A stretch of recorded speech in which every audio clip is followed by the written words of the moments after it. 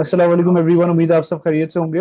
Welcome to the post market session. आज के session में हमारे साथ CEO Chase Securities Ali Nawaz साहब मौजूद हैं। अस्सलाम वालेकुम अली भाई। प्रणाम, थैंक यू। अली भाई, आज मार्केट में हमने मॉडेस्ट अपसाइड देखी। ऑलमोस्ट 200 पॉइंट्स के अपसाइड के साथ मार्केट ने जो है वो क्लोज करा। और नए ऑल टाइम हाइज जो है वो मार्केट ने आज टेस्ट करे। लास्ट एक हफ्ते में हमने मार्केट में काफी एग्रेसिव अपसाइड देखी है। ऑलमोस्ट 5000 प्लस पॉइंट्स की रैली हुई है मार्केट में। ओवरऑल आज की मार्केट की परफॉर्मेंस के हवाले से आपका क्या व्यू है? और ओवरऑल जो हमने पिछले कुछ दिनों में 4,500 से 5,000 पॉइंट्स की जो है वो एक सीधी तेजी देखी है, उसकी क्या वजह रही है और उसके हवाले से आपका क्या व्यू है? जी बिल्कुल, देखिए आज मार्केट ने 91,000 लेवल्स को इंट्राडे में क्रॉस किया। Another all time high levels. I think market में जिस री रेटिंग की या जिस इन्फ्लोज की बात हम कर रहे थे पिछले काफी दिनों से, आई थिंक वो ही हो रहा है। मार्केट री रेट हो रही है, इकोनॉमी आई थिंक रिकवरी के पाथ पर है, इन्फ्लेशन के नंबर से सिंगल डिजिट है, इंटरेस्ट रेट शार्पली लग रहा है नीचे आ जाएंगे, करेंसी स्टेबल है, करंट अकाउंट का सरप्लस आ रहा है पिछले 2 महीनों से। तो आई थिंक जिन वजूहात की वजह से मार्केट में पिछले सालों में क्रैश आया था, ये मार्केट नीचे आई थी, आई थिंक वही अब चीजें बेहतर हो रही हैं, तो मार्केट दोबारा सेटल हो रही है। और अब हमें आईएमएफ प्रोग्राम भी अगले 3 साल का मिल गया है, तो वो स्टेबिलिटी कंटिन्यू होती हुई लग रही है। तो आई थिंक यही री रेटिंग मार्केट में हो रही है। और जिस तरीके से मार्केट में हमने आज एक छोटी मोटी करेक्शन देखी है, आई थिंक इस लेवल्स पर ये छोटी 1000-2000 पॉइंट की करेक्शन आना कोई बड़ी बात नहीं है। ये मार्केट के लिए और हेल्दी साइन होता है कि मार्केट कंसोलिडेट होते हुए परफॉर्म करे। तो आई थिंक आउटलुक मार्केट का पॉजिटिव ही है गोइंग फॉरवर्ड, बट छोटी मोटी जो है वो करेक्शंस आ सकती हैं अलोंग द वे। बिल्कुल। इसमें यूजुअली हम देख रहे हैं, जैसे कि आपने जिक्र भी करा, कि इकोनॉमिकली जो है वो चीज़ें काफ़ी बेहतर हो रही हैं और आईएमएफ प्रोग्राम भी जो है वो ऑफलेट हुआ है। वो भी जो है वो एक मेजर डेवलपमेंट रही है। एक कंसर्न जो नज़र आ रहा है वो जियो पोलिटिकल सिचुएशन। हम देखते हैं कि ऑन एंड ऑफ वहाँ से जो है वो कुछ ना कुछ कभी ईरान इसराइल पर अटैक कर देता है, कभी इसराइल रिस्पॉन्ड करता है ईरान को। तो वहां से कुछ ना कुछ जो है वो खबरें आती रहती है, जिसका ग्लोबल मार्केट्स पे जो है वो एक यूजुअली इम्पैक्ट रहता है। इसी तरीके से इस वीकेंड भी हमने जो है वो इसराइल की तरफ से जो है वो अटैक होता हुआ देखा ईरान पे। जिसका ऑल्दो अगर हम कमोडिटी प्राइसेस पे देखें तो कोई एज सच सिग्निफिकेंट इम्पैक्ट जो है वो नहीं देखा। इनफैक्ट ऑयल जो है वो 6% एज वी आर टॉकिंग की डाउनसाइड जो है वो हमने आज के सेशन में ऑयल में देखी है। बट ओवरऑल इसका इस चीज़ का आपको क्या इम्पैक्ट लग रहा है गोइंग फॉरवर्ड?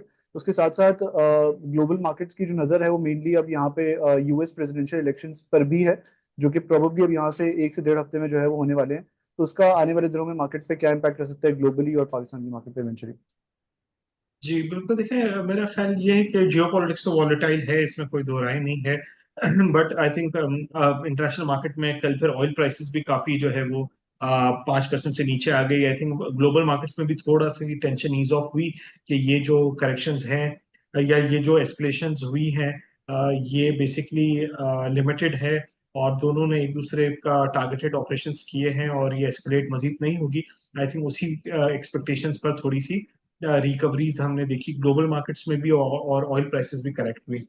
आई थिंक यही इम्पैक्ट लोकल मार्केट्स ने भी लिया है हमारी। तो आई थिंक ये किसी के फेवर में भी नहीं है कि जियो पॉलिटिक्स जो है वो एस्केलेट हो। तो आई थिंक इस पर तो थोड़ा सा जो है वो आउटलुक बनाना मुश्किल है, बट उम्मीद ही की जा सकती है कि ये जियो पॉलिटिकल सिचुएशन मजीद खराब यहाँ से ना हो और चीजें बेहतरी की तरफ चले जाएं। हाउएवर एज लॉन्ग एज कि ये सेटल रहती हैं तो मार्केट में जो है वो कोई प्रॉब्लम नहीं लग रहा है, और ऑयल प्राइसेस भी इन चेक ही है। आई थिंक जो मैक्रो इकोनॉमिक रिस्क है वो भी बहुत ही लिमिटेड है हमारा। बिल्कुल। मेनली हमने ये जो रैली बनी है लास्ट एक हफ्ते में, उसमें जो पॉइंट्स कंट्रीब्यूशन देखी है वो ऑयल एंड गैस सेक्टर की तरफ से देखी है। जिसमें इस दफा ऑयल एंड गैस में ओजीपीपीएल जो है वो हमने देखा लाइमलाइट में रहे। उसके साथ साथ ओएमसीज में जो है वो पीएसओ की परफॉर्मेंस जो है वो काफी बेहतर रही। ऑल्दो हम देख रहे हैं कि पे आउट्स वगैरह को बहुत ज्यादा इंप्रेसिव नहीं रहे हैं। फ्राइडे को जो ओजी का रिजल्ट था, ओजीडीसी का रिजल्ट था, वो भी उसमें भी कोई बहुत ज्यादा इंप्रेसिव पे आउट नहीं रहा है। और पीएसओ का रिजल्ट भी जो है वो अर्निंग वाइज अगर हम देखें तो बहुत ज्यादा बेहतर नहीं था, पर उसके बावजूद हमने देखा कि इन्होंने जो है वो मार्केट को आउट परफॉर्म करा। तो ओवरऑल इस सेक्टर की परफॉर्मेंस की वजह से आपको क्या व्यू है? जी देखिए, आपकी बात बिल्कुल ठीक है कि ईएनपीज ने पे आउट्स नहीं दिए हैं, बट उसकी एक वजह है कि रेकोडेक वाला प्रोजेक्ट है, अभी तक उस पर कोई इनके पास क्लैरिटी नहीं है कि ये प्रोजेक्ट जो है वो ये स्टेक इनको अब बिक जाएगा, जो सऊदी अरेबियन इन्वेस्टर्स को ये बेच रहे हैं, या इनको खुद जो है वो इस पर इन्वेस्ट करना होगा। अगर इनको इन्वेस्ट करना होगा तो रेकोडेक प्रोजेक्ट एक बहुत बड़ा प्रोजेक्ट है, उनको कैश की जरूरत पड़ेगी इस हवाले से, और कैश जो है वो इनको डिप्लॉय करना पड़ेगा, जिसके लिए कैश होल्ड कर रहे हैं।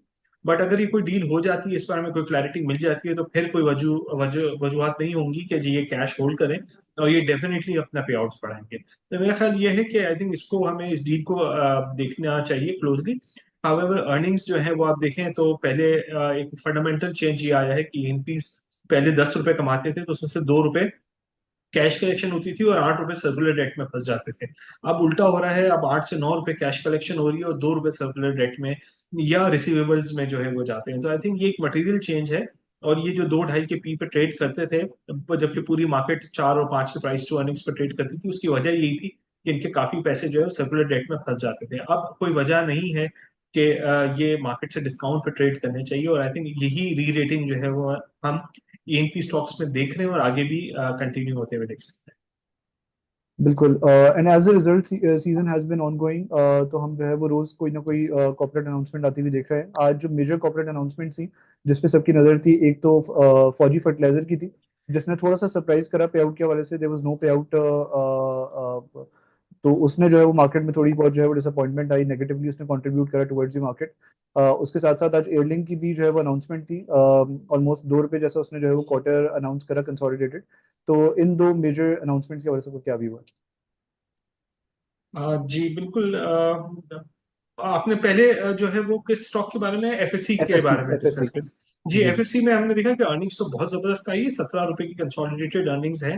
आई थिंक बहुत ही बेहतरीन अर्निंग्स है, और उन्होंने पे आउट नहीं दिया।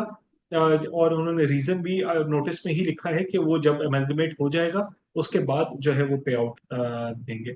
और इसी तरीके से आपने शायद पाकजेन पावर भी डिस्कस किया अभी। पाकजेन जी। पावर में भी जो है वो 2 रुपए का डिविडेंड है। आई थिंक ये भी आईपीपीस की नेगोशिएशन चल रही है, उस पर थोड़ी क्लैरिटी आएगी तो उसके बाद जो है वो कोई डिसाइड कर सकेंगे कि ये कितना पे आउट कर सकते हैं। बिल्कुल। एक और जो मैंने प्रॉब्ली आज जो एक और मेजर अनाउंसमेंट थी वो एयरलिंक की थी, जिसमें यूजुअली लोग एक्सपोजर लेना चाहते हैं ग्रोथ स्टोरी की वजह से और हायर अर्निंग्स की एंटिसिपेशन में, पर उसके रिजल्ट ने डिसअपॉइंट करा थोड़ा। जी, एयरलिंक का जो है वो काफी खराब रिजल्ट था, very lower than expectations. I think company अच्छी है, सेगमेंट बहुत अच्छा है, बट आई थिंक अर्निंग्स जो है वो उतनी बेहतर नहीं है। मेरा ख्याल ये है कि आई थिंक शायद हम स्टॉक में थोड़ी करेक्शन देखेंगे। गोइंग फॉरवर्ड अली भाई, what's your view regarding market in coming days? एक ठीक ठाक हमने जो है वो एक अपसाइड देखी है रिसेंटली, तो इन्वेस्टर्स की, ट्रेडर्स की क्या स्ट्रैटेजी होनी चाहिए going forward? Plus we are gonna, अगले महीने जो है वो 4 नवंबर को आई गेस मॉनेटरी पॉलिसी की मीटिंग भी है, जिसमें उसमें क्या एक्सपेक्टेशन आपकी रेट कट के बारे से? मेरा ख्याल है मॉनेटरी पॉलिसी में से 200 से 300 बिप्स का कट आएगा। बट आई थिंक ये अगर कोई इस मार्केट में तेजी से इस कट के हवाले से कर रहा है, तो I think lot has been priced in, जो हमने रीसेंट रैली देखी है। तो आई थिंक कोई शॉर्ट टर्म व्यू बनाकर नहीं करना चाहिए काम, कि आज मैं बाई कर लूं और 4 नवंबर को बेच दूंगा क्योंकि कट आ जाएगा, कि इसमें काफी हमने प्राइस्ड इन हो गया है। बट ओवरऑल मार्केट का प्रोस्पेक्ट अभी भी बेहतर लग रहा है, कि शायद हम छोटी मोटी कंसोलिडेशन देखें आने वाले दिनों में। बट ओवरऑल मार्केट का व्यू जो है वो पॉजिटिव ही लग रहा है going forward। Perfect. Thank you so much Ali भाई for participating in this session. अल्लाह हाफिज। थैंक यू, अल्लाह हाफिज।